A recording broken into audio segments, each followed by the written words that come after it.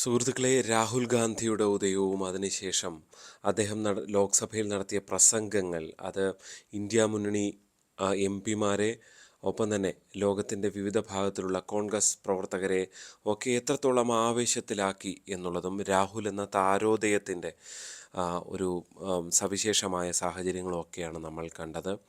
അതിന് B J P കൃത്യമായ ഭാഷയിൽ തിരിച്ചടി നൽകുകയും ചെയ്തു. നമ്മൾ ബി ജെ പിയെ വില കുറച്ച് കണ്ടുകൊണ്ടൊരു ചർച്ചയുമായി മുന്നോട്ട് പോകാൻ കഴിയില്ല.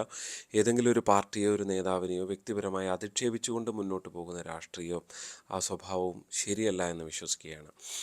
രാഹുൽ ഗാന്ധി ഗംഭീരമായി തന്നെ തുടങ്ങി എന്ന വിലയിരുത്തൽ തന്നെയാണുള്ളത്. കാരണം രാഹുൽ ഗാന്ധി ഒരു സ്പേസ് ഉണ്ടാക്കി ഇന്ത്യ മുന്നണി ബി ജെ പിയെ ഒന്ന് പിടിച്ചു നിർത്താൻ കഴിഞ്ഞു. ഇപ്പോൾ എൻ ഡി എ 300 സീറ്റ് ആണ് ലഭിച്ചതെങ്കിൽ പോലും തൊട്ടിപ്പുറത്ത് രാഹുൽ ഗാന്ധിക്കും ഇന്ത്യ മുന്നണിക്കും മികച്ച നേട്ടമുണ്ടാക്കാൻ കഴിഞ്ഞു. പല പാളിച്ചകളും പല കാര്യങ്ങളിലും ഉണ്ട് എന്നതും വസ്തുത തന്നെയാണ്.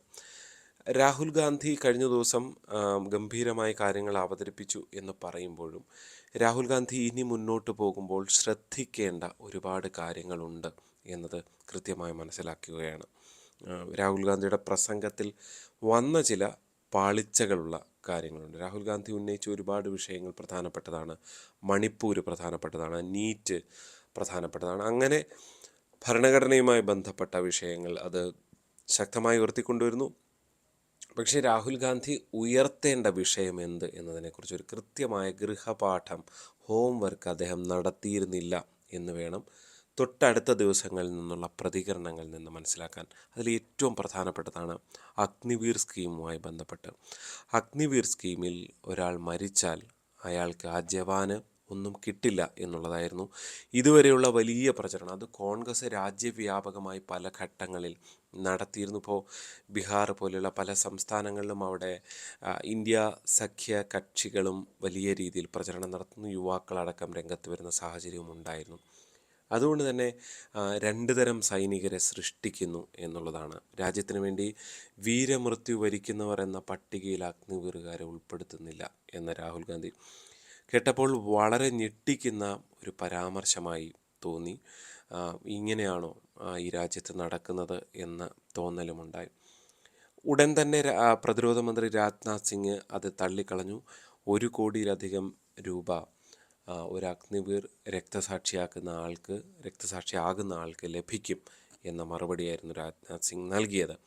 അപ്പോഴും വിശ്വസിച്ചില്ല. അതിനപ്പുറത്തേക്ക് ഏറ്റവും ഒടുവിൽ വിവിധ അഗ്നിവീർ കുടുംബങ്ങൾ അവർ രക്തസാക്ഷിയാക്കപ്പെട്ട അവരുടെ മക്കളെക്കുറിച്ചുള്ള പ്രതികരണങ്ങൾ ഇന്നലെ രാജ്യവ്യാപകമായി പല മാധ്യമങ്ങളിലും പ്രത്യക്ഷപ്പെട്ടു. അവർ പറഞ്ഞത് 1,08,00,000, 1,10,00,000, 1,12,00,000, അങ്ങനെ വിവിധ കണക്കുകൾ. 1 കോടിക്ക് മേൽ തുക അവർക്ക് കിട്ടി എന്നുള്ളതാണ്.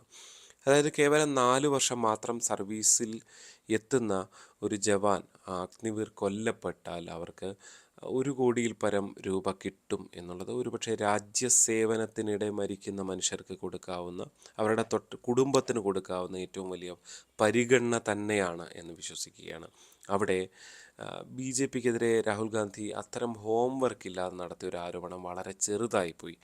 അത് കുറച്ചുകൂടി ഹോംവർക്ക്, എന്താണ് നടക്കുന്നത് എന്ന് രാഹുൽ ഗാന്ധി മിനിമം കാര്യങ്ങളെങ്കിലും മനസ്സിലാക്കേണ്ടതായിരുന്നു. കാരണം ഇതൊരു രാജ്യവ്യാപകമായി വലിയ ശ്രദ്ധ ആകർഷിച്ചൊരു വിഷയത്തിൽ രാഹുൽ ഗാന്ധി പറയുന്ന ഓരോ വാക്കുകളും, ഇപ്പോൾ നരേന്ദ്രമോദി പറയുന്ന വാക്കുകൾ മാത്രമല്ല ചോദ്യം ചെയ്യപ്പെടുകയും വിമർശിക്കപ്പെടുകയും ചെയ്യുക. ഇനി പ്രതിപക്ഷ നേതാവാണ് രാഹുൽ ഗാന്ധി. അതൊരു വലിയ ഉത്തരവാദിത്തമാണ്. ആ ഉത്തരവാദിത്തത്തിൽ നിന്ന് സംസാരിക്കുമ്പോൾ ഇത്തരം പാളിച്ചകൾ അത് രാഹുൽ ഗാന്ധി എന്ന നേതാവിൻ്റെ ഇമേജ് ഇല്ലാതാക്കി കളയും, തീർത്ത് കളയും.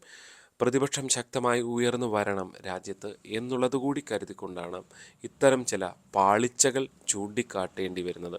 ഇത് പറയുമ്പോഴും രാഹുൽ ഗാന്ധി നടത്തിയ പ്രസംഗത്തിലുണ്ടാക്കിയ ഇമ്പാക്റ്റ് ഒരു വലിയ പ്രതിപക്ഷമായി ഇന്ത്യ മുന്നണി ഉയർന്നു വന്നു എന്ന ഇമ്പാക്റ്റ് അവിടെ ഉണ്ട് എന്ന് തന്നെ അംഗീകരിച്ചുകൊണ്ടാണ് ഈ വിമർശനം കൂടി ചൂണ്ടിക്കാട്ടുന്നത്. അവിടെ രാഹുൽ ഗാന്ധി കുറച്ചുകൂടി ഹോംവർക്ക് പഠിച്ചിട്ട് വരണം. ഒപ്പം തന്നെ മിനിമം സപ്പോർട്ട് പ്രൈസ്, കാർഷികോൽപ്പന്നങ്ങൾക്ക് സർക്കാർ മിനിമം സപ്പോർട്ട് പ്രൈസ് നൽകുന്നില്ല എന്ന് പറയുന്നു. അപ്പോൾ തന്നെ കൃഷിമന്ത്രി ശിവരാജ് സിംഗ് ചൗഹാൻ എണീറ്റ് പറഞ്ഞതാണ്ട്, നിങ്ങൾ കൊടുത്തതിൽ കൂടുതൽ ഉൽപ്പന്നങ്ങൾക്ക് അല്ലെങ്കിൽ കൃഷി വിളകൾക്ക് ഞങ്ങൾ കൊടുക്കുന്നുണ്ട്, അതിൻ്റെ ഉൽപ്പന്നങ്ങൾക്ക് കൊടുക്കുന്നുണ്ട് എന്ന് പറയുമ്പോൾ അവിടെയും രാഹുൽ ഗാന്ധി അതായത് പ്രതിപക്ഷ നേതാക്കൾ എപ്പോഴും ഷാർപ്പായിരിക്കണം.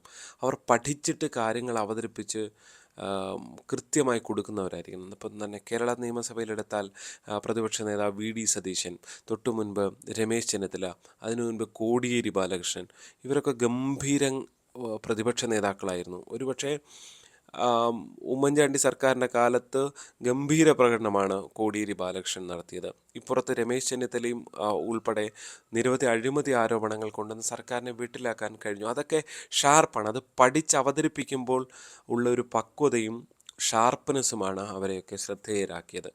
അവിടെ രാഹുൽ ഗാന്ധി ഇത്ര വലിയൊരു പാളിച്ച അദ്ദേഹത്തിൻ്റെ പ്രസംഗത്തിൽ വരുന്നു എന്നുള്ളത് അദ്ദേഹത്തിൻ്റെ ഷാർപ്പ്നെസ് മാത്രമല്ല, അദ്ദേഹത്തിൻ്റെ ഒരു മെച്യൂരിറ്റി ഇല്ലായ്മ അതിൽ ആളുകൾ കണ്ടാൽ അവരെ കുറ്റം പറയാൻ കഴിയില്ല.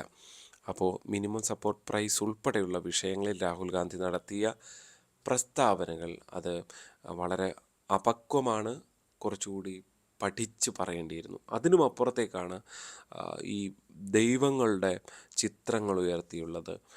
ഇപ്പോൾ ശിവൻ്റെ ചിത്രം ഉയർത്തി അതാണ് കൈപ്പത്തി ചിഹ്നമായി മാറിയത് എന്ന് പറയുമ്പോൾ കോൺഗ്രസിൻ്റെ ചരിത്രത്തിൽ എവിടെയും അങ്ങനെ ഒരു കഥ പറയുന്നില്ല. രാഹുൽ ഗാന്ധി പുതിയൊരു ചരിത്രമാണ് ഈ കൈപ്പത്തി പോലുള്ള കാര്യങ്ങൾ സ്വീകരിച്ചത്. ഇന്ദിരാഗാന്ധി ഉൾപ്പെടെയുള്ളവരുടെ റോളുകൾ അതിൽ പ്രധാനപ്പെട്ടതാണ്.